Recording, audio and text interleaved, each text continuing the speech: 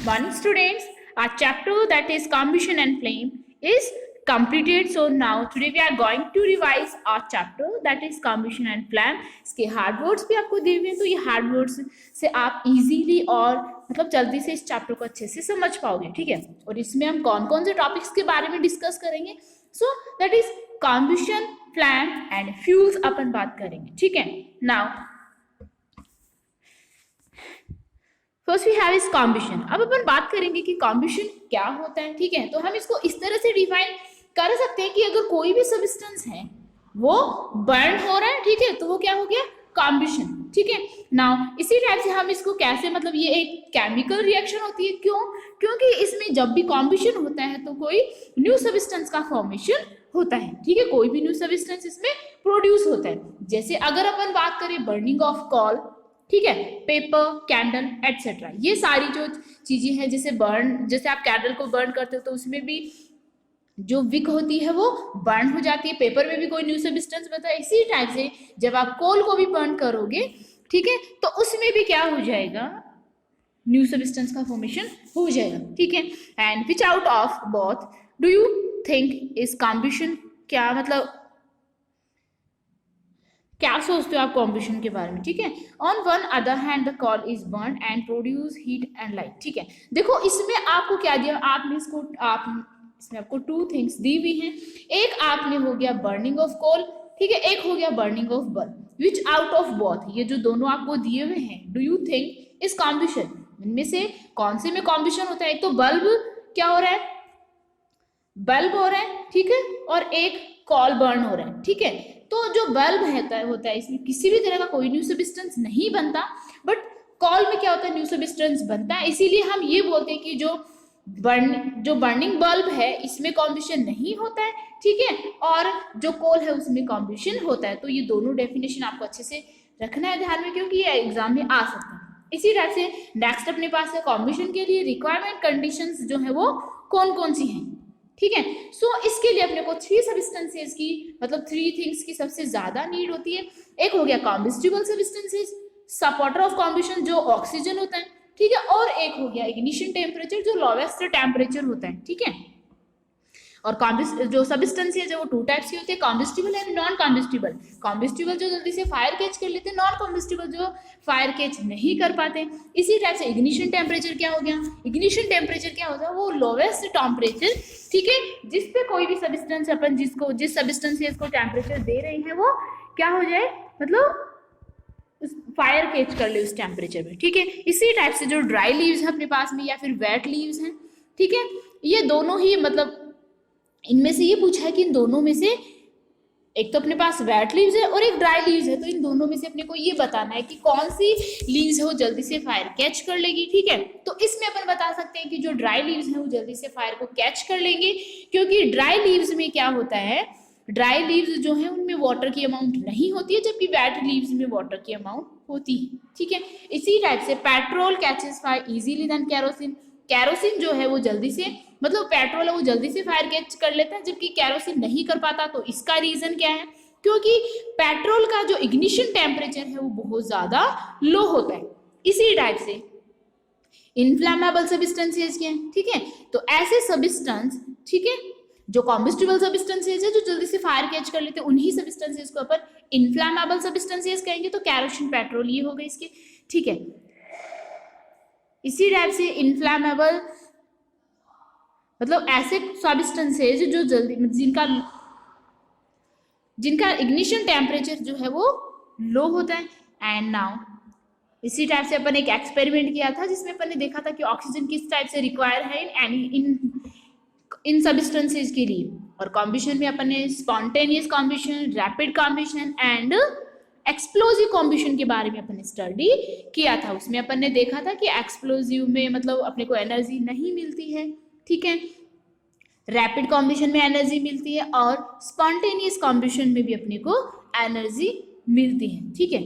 And now fire extinguishing अपन ने two types के देखे थे, एक फॉर्म टाइप फायर एक्सटिंग्विशन, ठीक है, और अपन ने देखा था इसमें सोडा एसिड टाइप एक्सटिंग्विशन, ठीक है।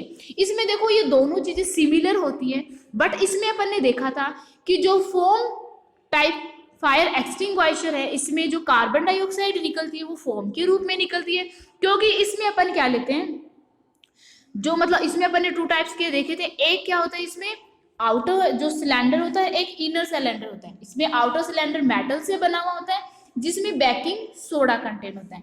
इनर सिलेंडर जो है वो ग्लास से बना हुआ होता है जिसमें एल्यूमिनियम सल्फेट होता है। अब देखो इसमें तो एल्यूमिनियम सल्फेट होता है, इसलिए जो भी मतलब जो कार्बन डाइऑक्साइड निकलती है वो फॉर्म के रूप में निकलती है। और जो सोडा एसिड टाइप एक्सटिंग्विशर है उसमें क्या होता है कि जो मतलब ग्लास का बना हुआ जो अपना इनर, देखो आउटर में तो दोनों में बेकिंग सोडा होता है, जो इनर सिलेंडर है किससे बना हुआ होता है, इनर सिलेंडर किससे बना हुआ होता है, ग्लास से। उसमें क्या होता है, सल्फ्यूरिक एसिड होता है। ये सल्फ्यूरिक एसिड ही इसमें सिर्फ डिफरेंट होता है, ठीक है। तो ये जो सल्फ्यूरिक एसिड है, ठीक है, इसी की वजह से इसमें जो मतलब कार्बन डाइऑक्साइड निकलती है वो गैस के रूप में निकलती है, ठीक है। फिर अपने पास है फ्लैम। फ्लैम के अपन ने 3 रीजन देखे थे। डार्क रीजन देखा था जहाँ पे मतलब फ्लैम बिल्कुल नहीं होती है, ठीक है, और मतलब कॉम्बिशन भी नहीं होता है। और मिडिल जोन जो है उसमें क्या होता है, कॉम्बिशन होता है। और ये येलो कलर की फ्लैम अपने को देती है, आउटर मोस्ट अपने को ब्लू कलर की देती है, और सबसे हॉटेस्ट पार्ट होता है, ठीक है। इसी टाइप से जो अपन ने बात की थी कि जो गोल्ड स्मिथ हैं वो गोल्ड एंड सिल्वर को मेल्ट करने के लिए कौन से पार्ट का यूज करते हैं, तो ये हॉटेस्ट पार्ट ही हो जाएगा ऑब्वियसली, ठीक है। तो इसका जो आउटर पार्ट होता है वो हो जाएगा। नाउ फिर फ्यूल्स अपने पास हो गए, तो फ्यूल्स कौन कौन से हैं, ठीक है, डीजल, पेट्रोल, कोल, ये सारे हो गए, ठीक है। इसमें अपन ने देखा था टाइप्स ऑफ फ्यूल्स भी देखा था, जिसमें सॉलिड, लिक्विड एंड गैसेस तीनों फॉर्म में होते हैं फ्यूल्स, ठीक है। सॉलिड के एग्जांपल हो गए कॉक, कोल, वुड। और लिक्विड कौन से हो गए, पेट्रोल, डीजल, कैरोसिन। और गैसेस में कौन कौन से हो गए, एलपीजी, सीएनजी एटसेट्रा, ठीक है। And next we have is characteristics of ideal fuel. Ideal fuel के कुछ कैरेक्टरिस्टिक्स के बारे में भी बात की थी। और अपन ने देखा था कैलोरीफिक वैल्यू, किसी भी सब्सटेंस की कैलोरीफिक वैल्यू वो होती है जिसमें मतलब 1 ग्राम फ्यूल, जब आप 1 ग्राम फ्यूल को बर्न करते हो, ठीक है, तो वो कंप्लीटली बर्न हो जाता है। और उसको ये ऐसी अमाउंट है मतलब हीट की जो मतलब कब रिलीज होती है, जब आप 1 ग्राम फ्यूल बर्न करते हो, ये कंप्लीटली बर्न हो जाते हैं। इसको ऑक्सीजन की सप्लाई भी पूरी मिलती है, पूरी एनर्जी भी आपको मिलती है, ठीक है। और तो वो क्या हो गई, इसकी कैलोरीफिक वैल्यू हो गई, इसको किलोजूल पर ग्राम में अपन इसको क्या करते हैं, मेजर करते हैं, ठीक है। एंड नाउ हाइड्रोजन गैस, डंकेक एंड एलपीजी जो है उनमें से बेटर कौन सा है, तो इसमें से बेटर कौन सा होता है, हाइड्रोजन होता है, क्योंकि ये सारे जो भी अपन ने बात की थी ये बेटर फ्यूल होता है, क्योंकि कैलोरीफिक वैल्यू जो है इसकी हाईएस्ट होती है। इन सारे मतलब जो भी फ्यूल होता है उसके कैरेक्टरिस्टिक्स को बेटर फ्यूल होता है, आइडियल फ्यूल होता है, उसके सारे कैरेक्टरिस्टिक्स को ये फॉलो करता है, ठीक है। नाउ बर्निंग ऑफ फ्यूल अपन ने एनवायरमेंट पे इफेक्ट कैसा होता है, ठीक है, तो उसमें अपन ने बात की थी कि जो कार्बन है, कार्बन, कोल, वुड, ये जब भी मतलब बर्न होते हैं तो ये मतलब ऐसे lots of unburn carbon particles जो हैं वो क्या करते हैं, रिलीज करते हैं। और ये अनबर्न पार्टिकल्स कहाँ जाते हैं, फिर एयर में इंक्लूड हो जाते हैं, और एयर के थ्रू ऑक्सीजन के साथ में हमारा जो मतलब रेस्पिरेटरी ट्रैक्ट है उसमें ये क्या करते हैं, एंटर कर जाते हैं। और वहां एंटर करने के बाद में काफी सारे रेस्पिरेटरी डिसऑर्डर्स कॉज करते हैं, ठीक है। इसी टाइप से इनकम्प्लीट कॉम्बिशन में अपन ने बात की थी कि कार्बन मोनोऑक्साइड मतलब जब इनकम्प्लीट कॉम्बिशन होता है तो उसको ऑक्सीजन उतनी नहीं मिल पाती है, और कार्बन डाइऑक्साइड की जगह क्या बन जाता है, कार्बन मोनोऑक्साइड बन जाता है। ये भी अपने इन्वायरमेंट के लिए और अपने लिए बहुत ज्यादा हार्मफुल होता है, क्योंकि इससे सफोकेशन होता है और इवन डेथ भी हो जाती है, ठीक है।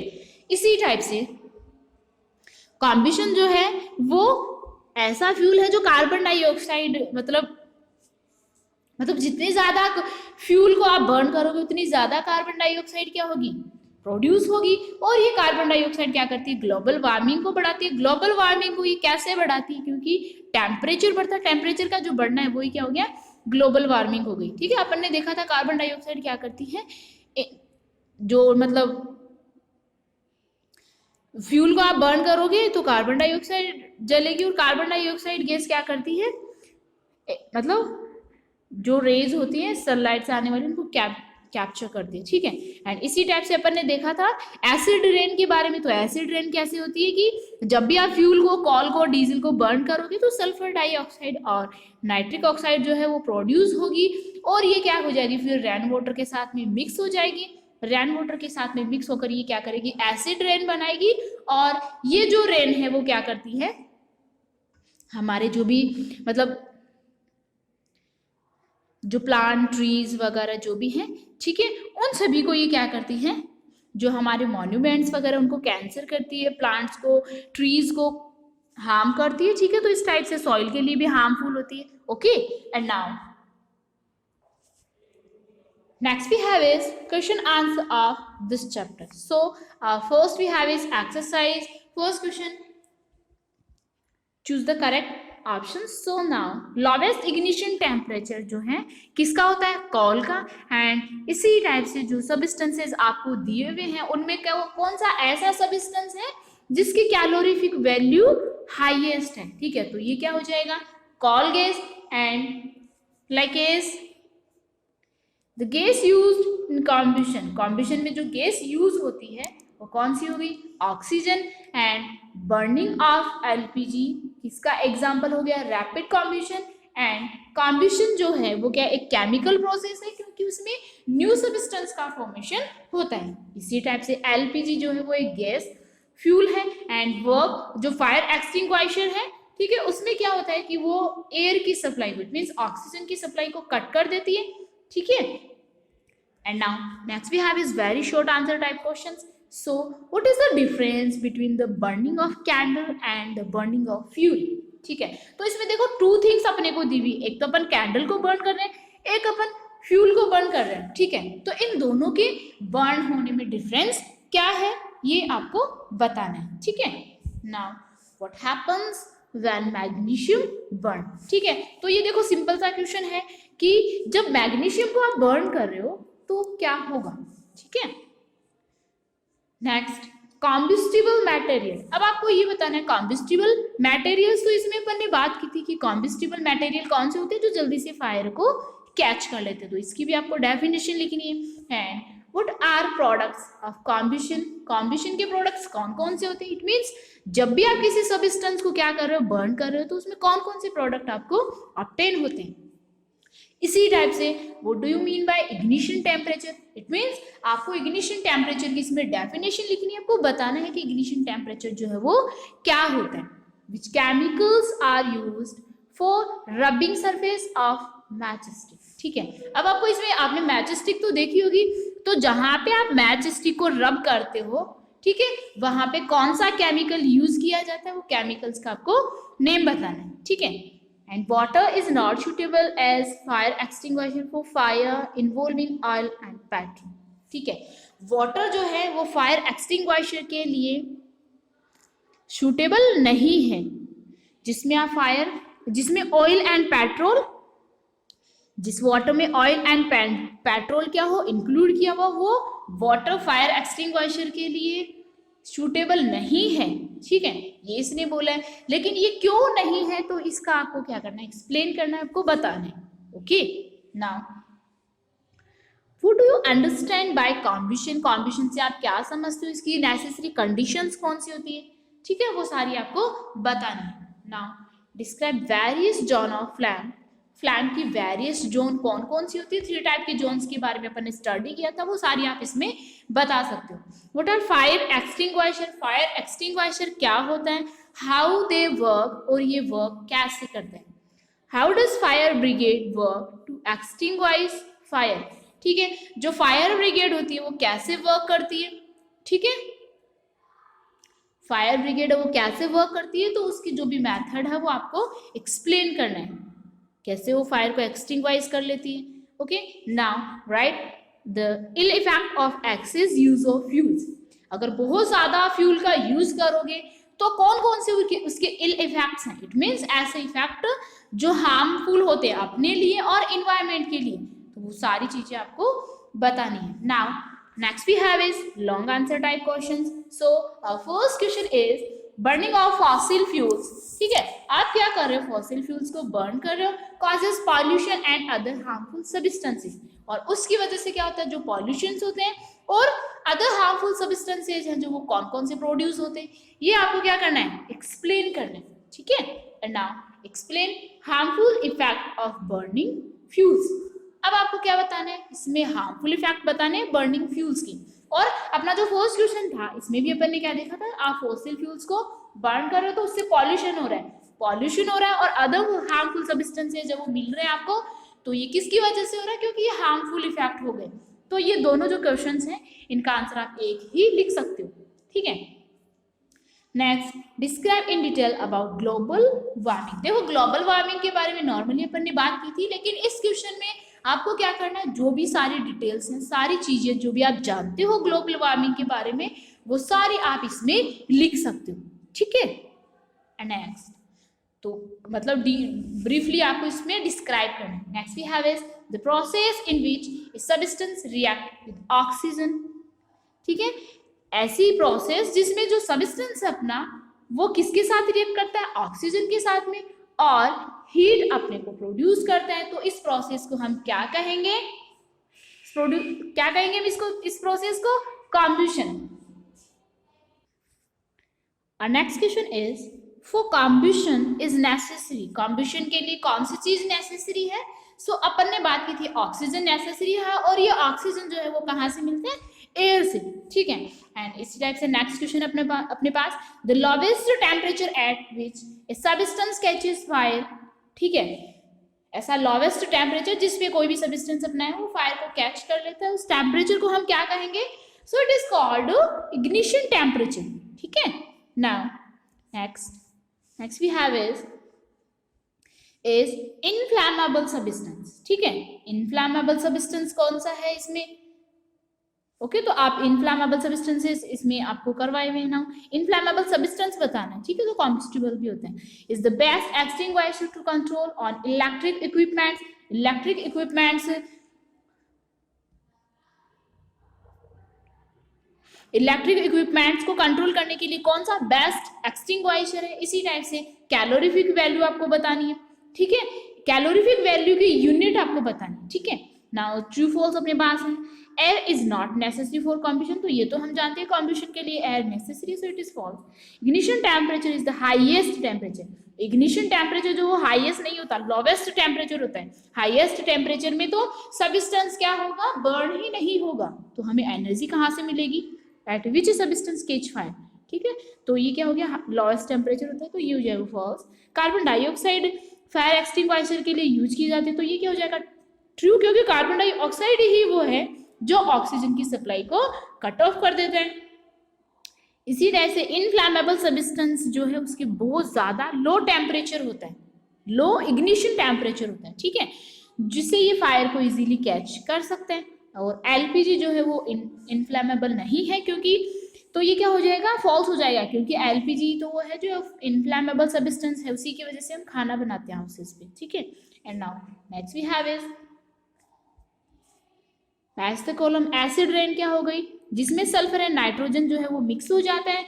ग्लोबल वार्मिंग क्या हो गई, इसमें CO2 की अमाउंट इंक्रीज होती है। कैलोरीफिक वैल्यू क्या हो गई, किलोजूल पर केजी, ठीक है। एंड इनफ्लैमेबल सब्सटेंस है पेट्रोल, एंड क्लीनो फ्यूल क्या हो जाएगा, CNG, ठीक है। So now revision also is completed, okay, and best of luck for your exam, thank you.